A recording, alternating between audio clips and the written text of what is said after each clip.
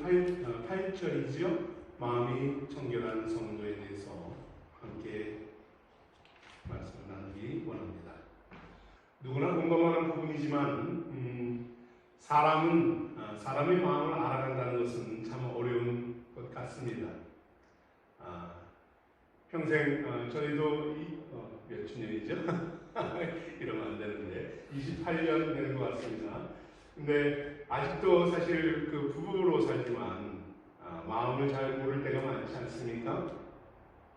심지어 자기 자신의 마음조차도 명확하게 설명하지 못할 때가 얼마나 많습니까?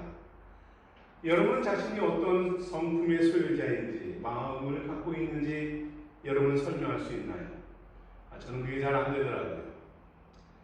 사람의 마음에 대해서 묵상을 하면서 무엇에 비유할 수 있을까 생각해 보니 마치 수많은 그림을 그려내는 하늘과 같다라는 생각을 합니다.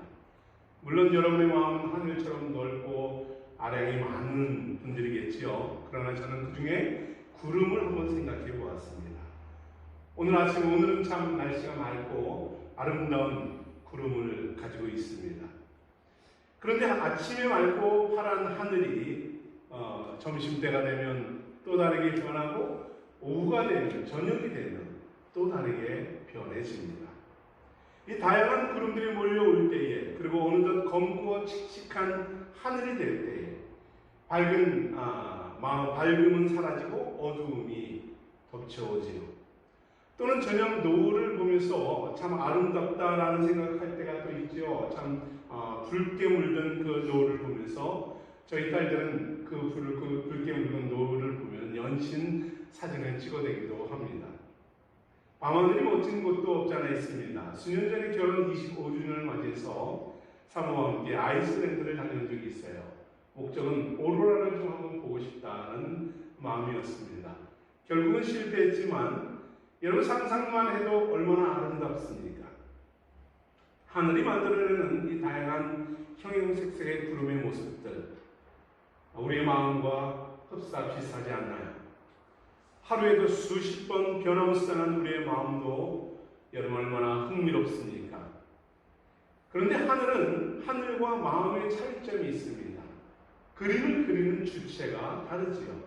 하늘은 바람이나 환경, 자연 현상에 대해서 과학적으로 다른 이유에 의해서 하늘에 구름들이 그려집니다. 물론 사람도 환경이나 습관, 태도, 삶의 가치관, 이런 다양한 모습으로 인해서 마음이 아름답게도 그려지기도 하고 때로는 마음이 어둡게도 그려지기도 합니다. 하지만 무엇보다 어떤 마음을 그릴 것인가, 이것에 대해서는 철저히 나에게 걸려 달려있다라는 것입니다. 자신의 의지와 자세, 그 사람의 신앙관에 따라서 그 마음의 모습이 그려지지 않나요? 아무리 힘들고 어려운 환경에 부딪혀도 하나님은 사람에게 감사와 기쁨의 마음을 그릴 수 있는 능력을 주셨습니다. 하나님은 이런 능력과 지혜뿐만 아니라 환경을 바꿀 수 있는 능력까지 여러분에게 주셨어요. 얼마나 놀라운 은혜입니까? 그래서 어떤 이들은 사소한 문제로 자신의 인생을 원망하고 거칠고 때로는 악하게 삶을 불편하게 원망하면서 살아가는 이들도 있지만, 그러나 이들 곁에서 뜬묵히 소망을 가지고 감사하며 찬양하며 살아가는 이 마음의 소유자들도 있는 것입니다. 나의 마음, 이것은 오로지 자신이 그리고 있다는 사실을 여러분 알고 계실 것입니다. 이런 관점에서 성경은 성도의 마음을 무엇보다 중요하다라고 말씀하고 있어요. 왜냐하면 그 마음은 여러분 구원의 통로이기 때문입니다. 사도 바울은 로마서 10장 10절에서 이렇게 말씀합니다. 마음으로 믿어 의에 이르고 입으로 시인하여 구원에 이른다. 여러분, 우리의 구원은 우리의 마음에서부터 출발한다는 사실 놀랍지 않습니까? 연약하고 흔들리고 흘러가는 구름과 같은 이 변화무쌍한 마음에서 내 구원이 시작된다라는 사실입니다. 여러분의 믿음은 바로 하나님의 말씀을 듣는 그 마음에서부터 출발되는 것입니다.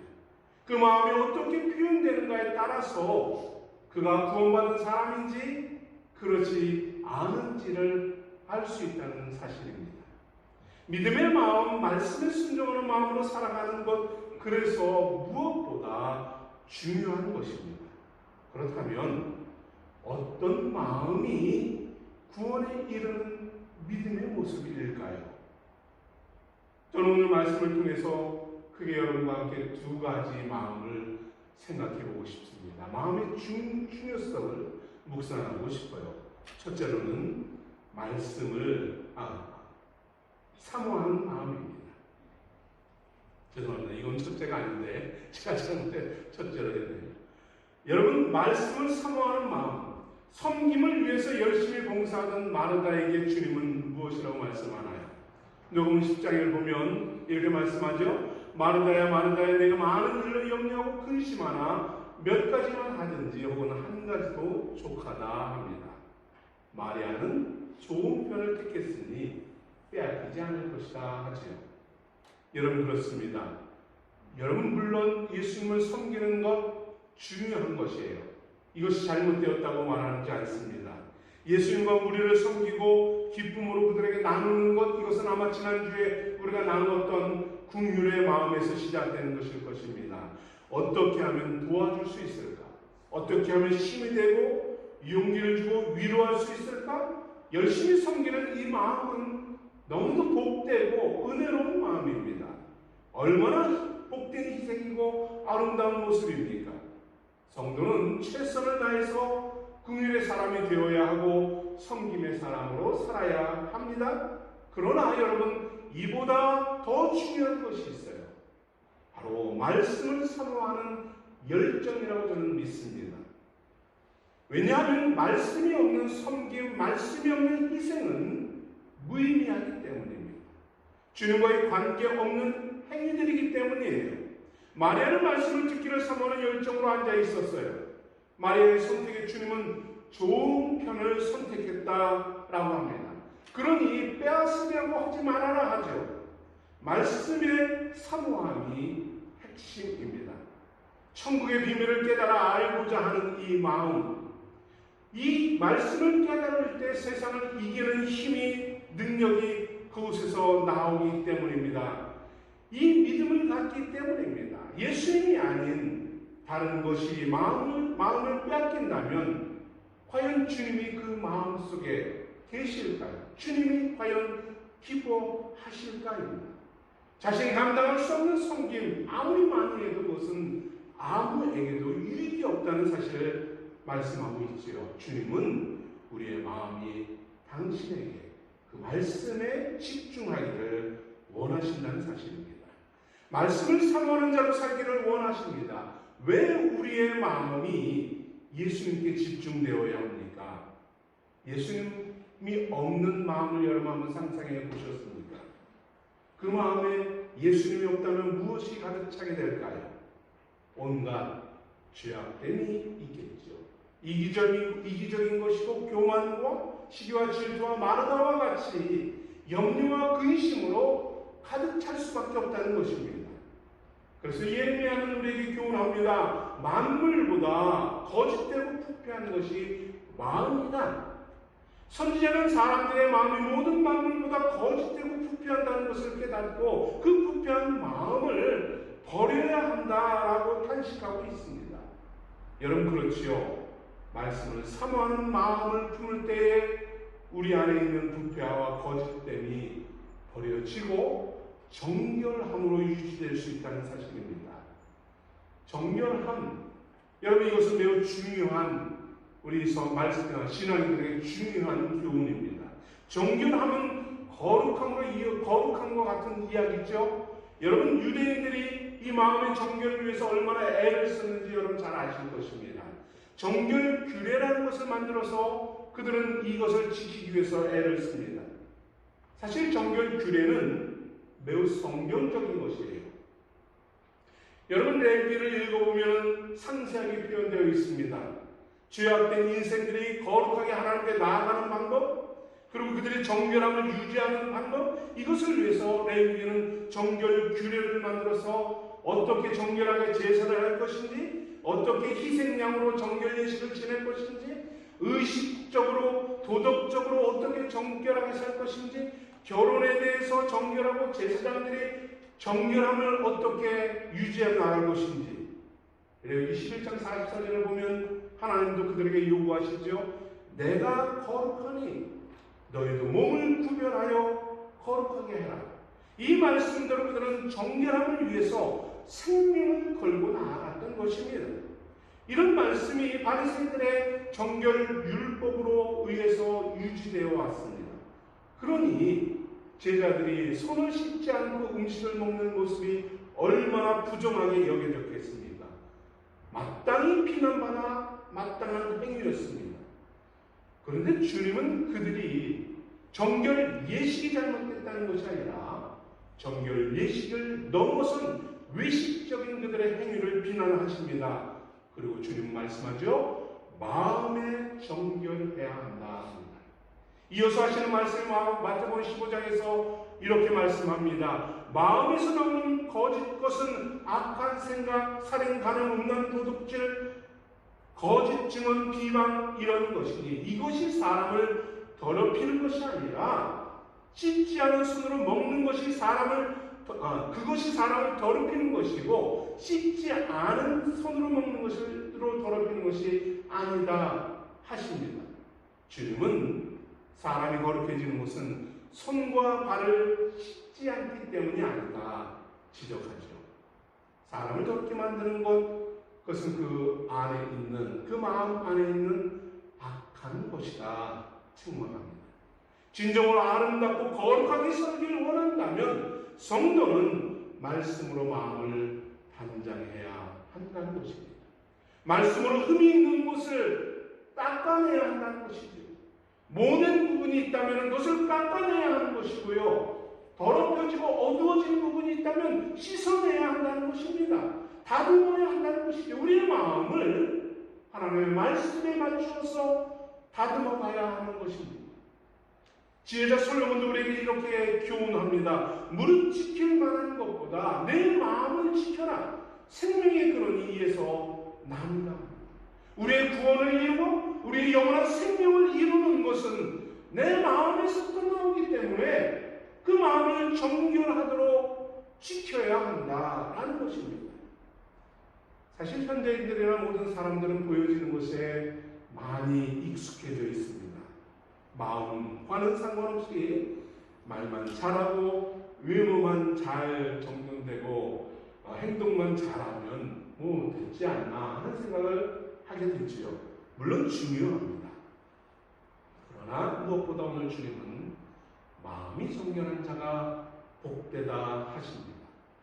마음이 모든 것의 근원이심을 아시는 주님은 그 마음의 변화, 청결함을 요구하고 계신 것이지요. 주님은 저와 여러분의 마음에 초점을 맞추고 계십니다. 여러분 삶의 분주함, 연약함, 그럴 수밖에 없어요. 저라고 어떻게 완벽하겠습니까?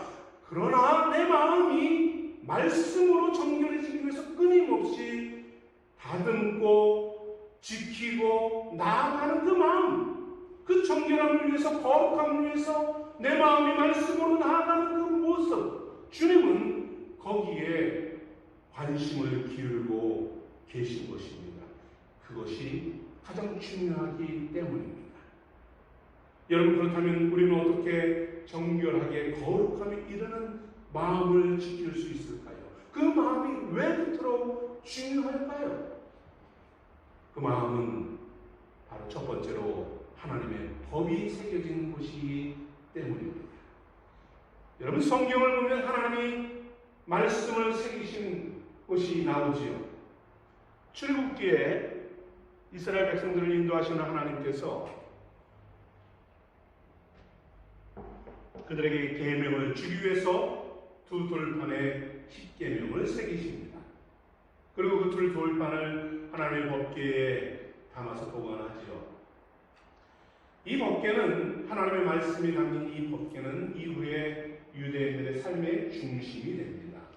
그들이 행진할 때에도 항상 중앙에 있고 텐트를 쳐도 그 법궤는 항상 무리 중심에 있습니다. 그 법궤를 중심으로 네 지파씩 앞뒤 동서남북으로 진을 치고 있었습니다.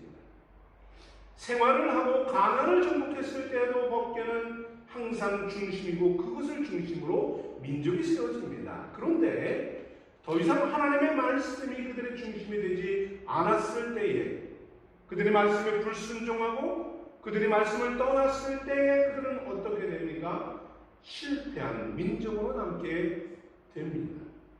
이때 하나님은 예레미야를 통해서 새 언약을 그들에게 약속합니다. 선포합니다.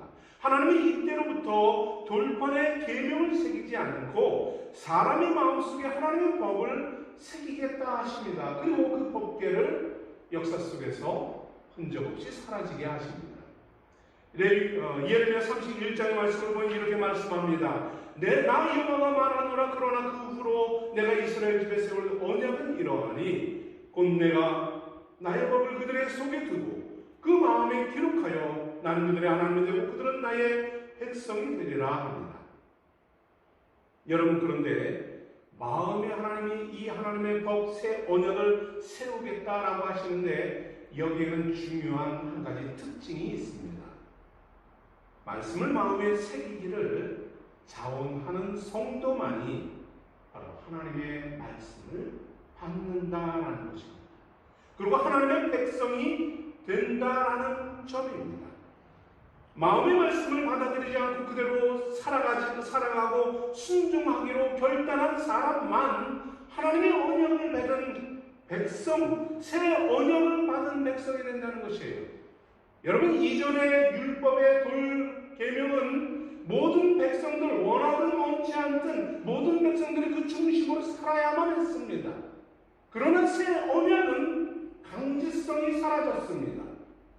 원하는 곳 아무 곳으로 누구에게나 열려져 있지만 자원하는 성도만이 그 말씀을 받게 된다는 사실입니다.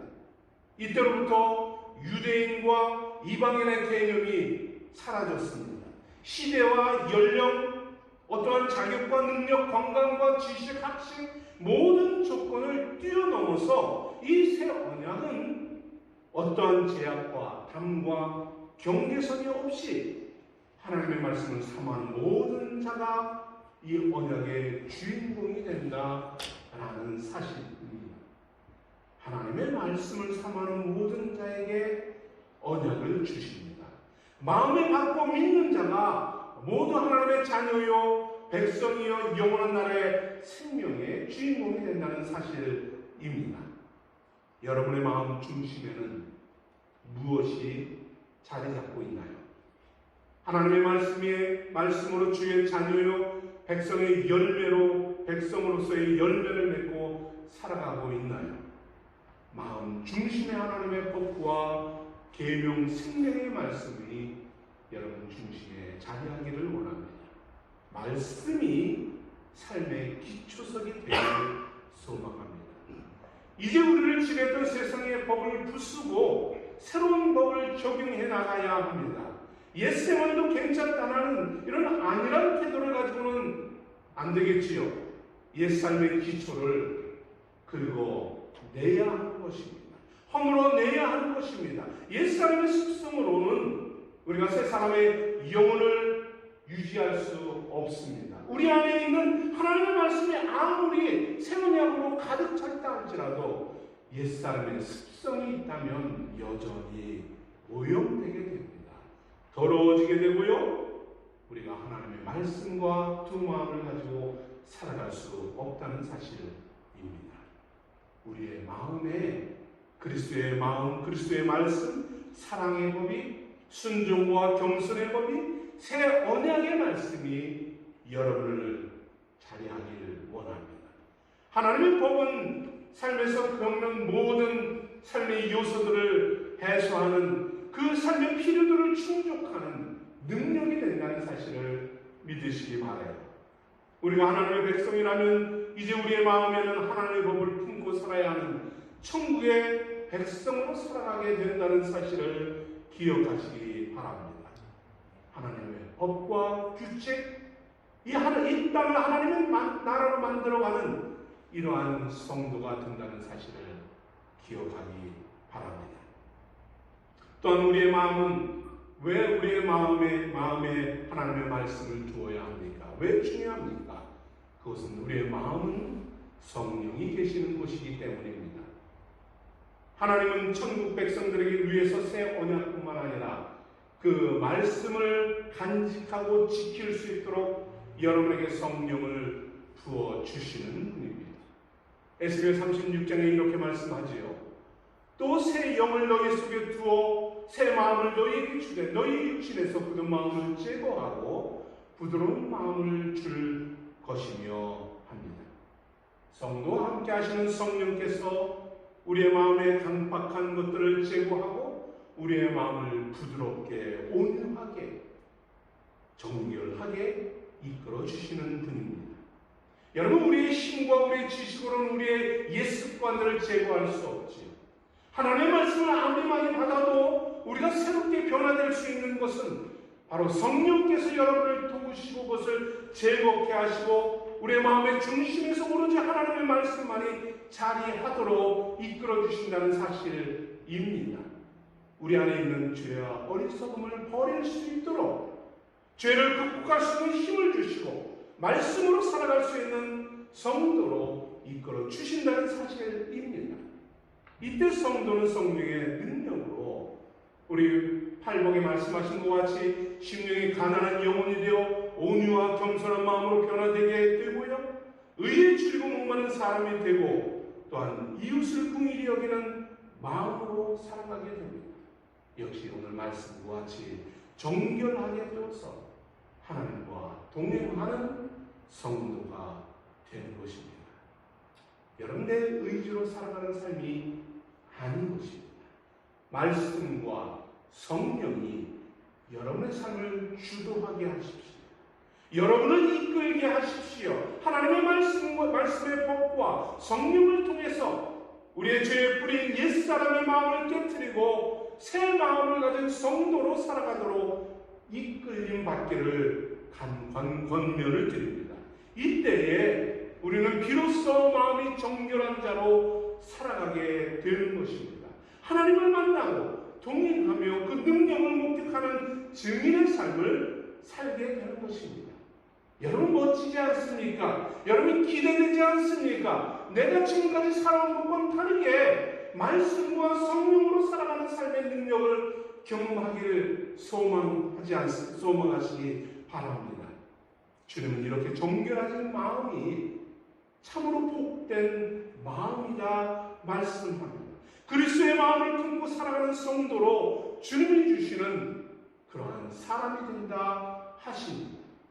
사무엘상 13장을 보면 사무엘은 하나님의 지시대로 이새의 아들들을 불러 놓아놓고 이스라엘의 왕을 될 인물을 찾습니다. 아들들이 다 훌륭하고 건실하고 지혜롭고 총명하게 생겼죠. 그러나 하나님은 분명히 그들에게 말씀하지요. 사무엘상 16장을 보면 나의 보는 것은 사람과 같지 아니하니 사람 외모를 보거니와 나의 여호와는 중심을 보신다 합니다. 하나님의 관심은 누구에게 맞춰져 있었나요? 어린 양치기 목동 다윗에게 맞춰져 있었습니다. 그를 보시며 하나님 뭐라고 하죠? 나의 마음에 합한 자다. 마음에 합하다는 것은 무엇입니까? 그의 마음이나 내 마음이나 쌤쌤이다라는 거죠. 딱 들어맞는다는 겁니다. 다윗의 마음은 오로지 하나님께 집중되어 있었기 때문입니다. 다윗이 하나님의 눈에 들고 이스라엘 왕으로 택함받을 수 있었던 것은 그의 출중한 외모와 능력이 아니라 오로지 그의 마음이었던 것이에요. 하나님은 순결하고 정결한 마음을 품은 다윗을 만족해 하십니다.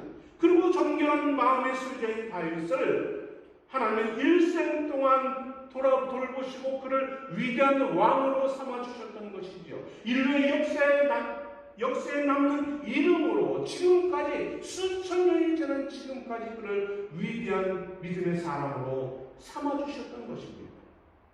뿐만 아니라 그러한 다윗은 어떤 사람이었습니까? 일생토록 하나님만을 바라보며 수많은 찬양과 경배의 시로 하나님을 높이는 사람이었습니다. 하나님을 만나고요, 하나님을 경험하며 하나님을 목격하며 눈으로 하나님을 보게 될 것이다 라고 말씀하지요. 하나님을 보며 하나님을 찬양하며 나아갔던 사람이 바로 다윗 아닙니까? 하나님을 믿음의 사람으로 하나님을 경외하며 살아갔던 이 다윗이 청결한 자는 복이 있나니 저희가 하나님을 볼 것이며에 합당한 사람이 아닌가요? 마음 중심을 보시는 하나님은 우리 안에 무엇이 있는지 지금 살펴보고 계십니다. 여전히 우리의 마음과 삶이 움직이는 것이 육신의 모습인가 아닌가를 지켜보고 계시고요. 내 마음 중심에, 우리의 마음 중심에 하나님의 법이, 하나님의 말씀이 우리를 이끌고 있는가, 그렇지 않은가 살펴보고 계십니다. 우리의 중심에, 마음 중심에 하나님의 보좌가 자리하고 있는가, 아니면 우리가 내 마음 중심에 자리하고 있는가를 보십니다.